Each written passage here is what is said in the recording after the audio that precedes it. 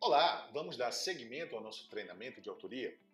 Dessa vez nós vamos falar sobre algo bem legal: iconográficos. Entender como os iconográficos devem se posicionar, e não só os iconográficos, mas todos os elementos visuais de sua obra. E claro, vamos começar sobre a parte principal, que é a iconografia do seu e-book. Em primeiro lugar, você sabe o que é um iconográfico? Iconográfico é um elemento visual que ele vai demarcar algo que se repete de forma padronizada na obra, como um objetivo, uma introdução, um exercício, um exemplo, enfim. Aqui nós temos um exemplo, objetivo, né?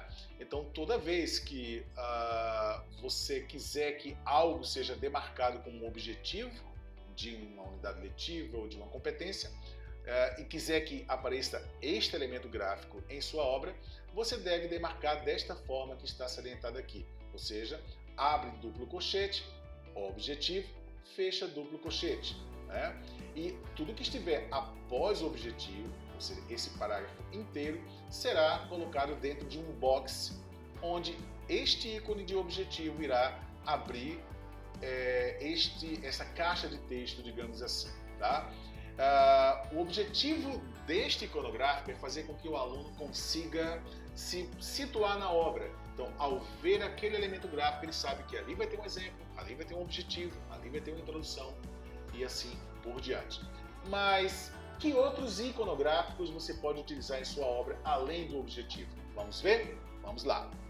Além do objetivo, você pode inserir uma observação, ou uma citação, ou um resumo sobre algo que você já falou, um testando, ou seja, uma sugestão de práticas ou exercícios para fixação do conteúdo, uma definição de um conceito, algo importante a ser marcado, um acesse, quando você quiser que o teu aluno acesse um site, acesse uma imagem, qualquer coisa externa na web, uma dica ou um saiba mais, para que ele possa aprofundar o seu conhecimento sobre aquilo que você acabou de falar.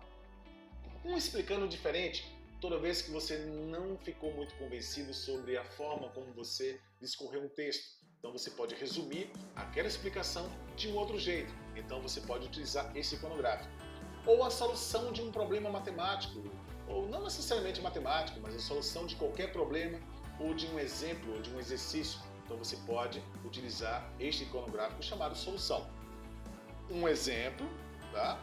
Ou uma curiosidade, algo que não esteja necessariamente dentro do contexto, mas que tenha algum link ou que possa quebrar a monotonia, como algo engraçado, algo, digamos, gostoso, prazeroso de conhecer ou saber. A palavra do autor, toda vez que você quiser expressar uma opinião bastante particular sobre aquilo que você está falando. Ou um reflita, né? Toda vez que você quiser chamar a atenção do aluno, do leitor, para algo que ele deve, digamos, no mínimo, construir algo mentalmente que o leve a uma reflexão.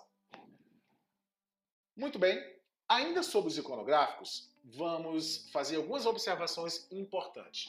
Primeiramente, não exagere os seus iconográficos, ou seja, em uma lauda, use no máximo 2 iconográficos. E se usar 2 iconográficos, não os utilize de forma adjacente.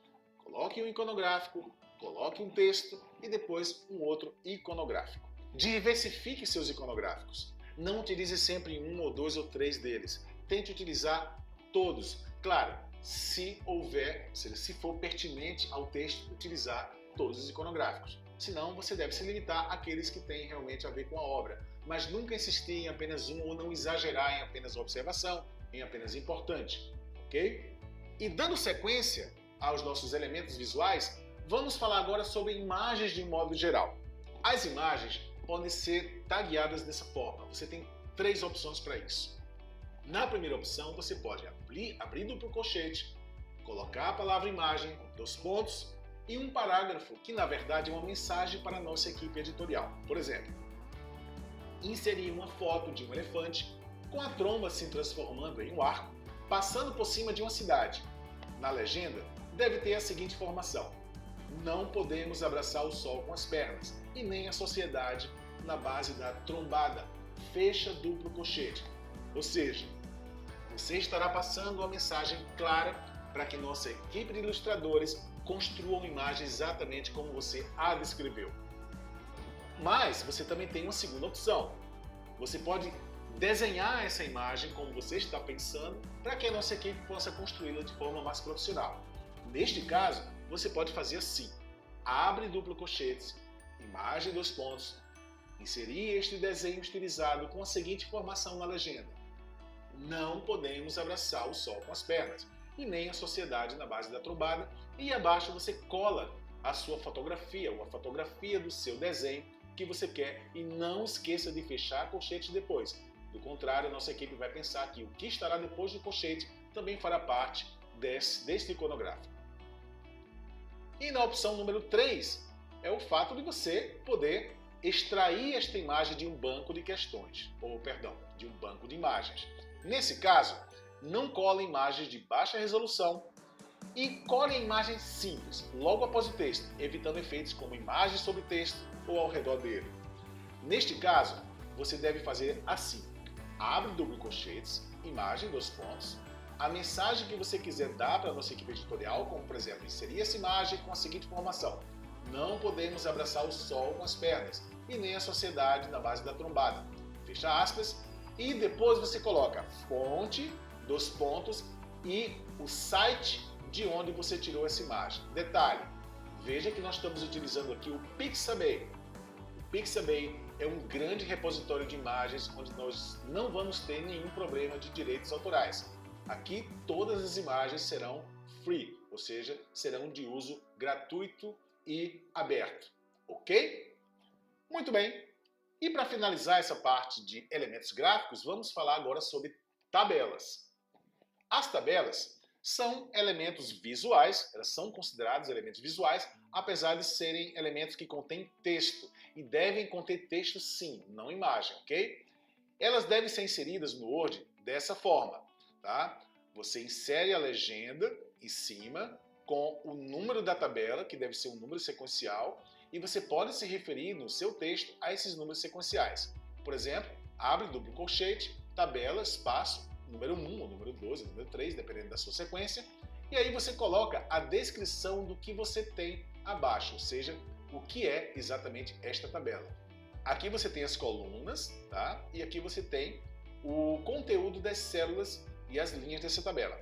Abaixo da última linha, você coloca fonte, dois pontos, extraído de alguma coisa. Isso, claro, se você extraiu essa tabela de algum canto.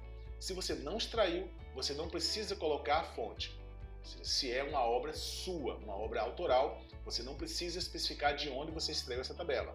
Agora, detalhe importante: se você extraiu de algum site, coloque a data de acesso do site, porque esta tabela pode desaparecer desse site, e neste caso, você terá que sinalizar quando essa tabela foi colocada.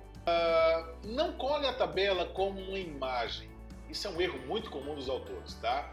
Se você colar como imagem, a nossa equipe será obrigada a redigitar essa tabela, o que vai demandar tempo e, o pior, pode demandar erros também. Então, nós podemos cometer erros digitando o que você fotografou, o que você printou em seu computador.